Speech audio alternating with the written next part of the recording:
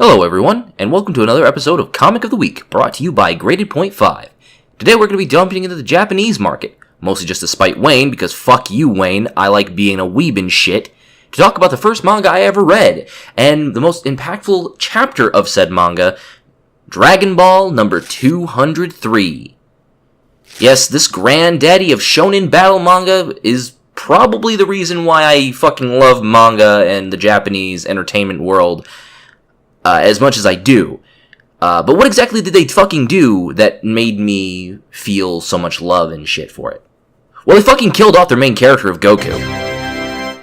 While it's not very uncommon to see that in the Western comics industry, in fact, it's fairly common, like, I think we at Graded Point 5 have actually done a number of articles and we've done podcast episodes talking about the fact that death literally means fucking nothing in the Western comics world.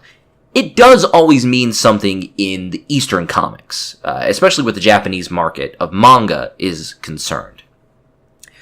Partially because of the fact that a lot of manga don't run for as long as the Western comic counterparts tend to do. You know, you'll see a comic in Japan run for a couple of years, or at the most, like a decade. Like Dragon Ball as a comic ran, I had like maybe 15 years.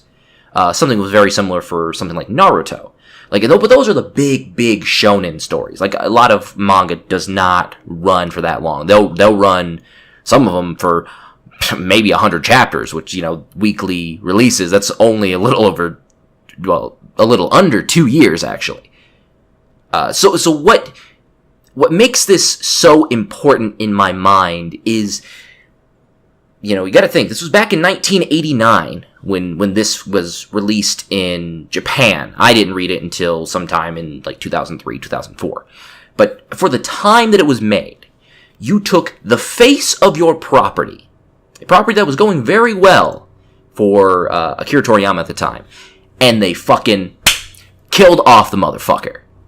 Because, fuck it, why not? It was a risky move, and it was something that could have easily made a huge contingent of the reader base, you know, raise up their fucking hands and go, fuck this shit, I'm out. Just because of the infrequency of stuff happening. But it fucking worked. And I think the reason why it worked so much was because it was something that you weren't really expecting. You know, Goku was the character who always won the fight.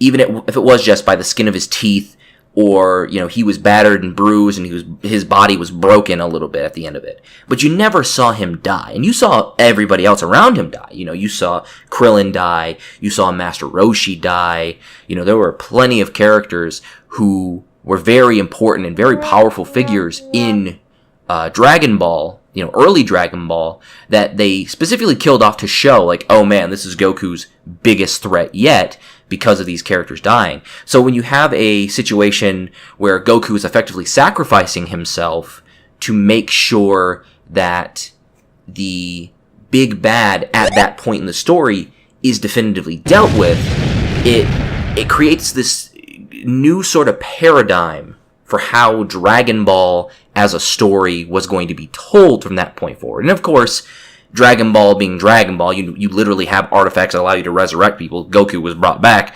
not too long after. But they did use his death in a much more impactful way than I think a lot of Western comics do. And, you know, death in Dragon Ball was not just a thing. You know, in this instance at least, after Goku died, he trains in the spirit realm to become a stronger ally to his friends and to the planet Earth when the next big bad is going to come. So yeah, I guess that's the main reason why I really loved this chapter of the Dragon Ball manga, because it was doing something a lot different from what you would be seeing in Western comics at the time, where death didn't really have a meaning. You know, Goku's death had a meaning. But I think that's all we got for you this time.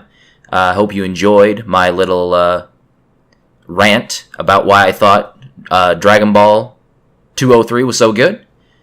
If you like it, you want to see more of it, please subscribe to the channel. Also, check us out on Twitter, Graded Point 5. If you want to support our shenanigans, as it were, feel free to hit up the Patreon. Give some shekels over there if you want. Or don't. You know, we're not your daddy. At any rate, folks, I've been Jordan with Greater Point 5, and we'll see you next time.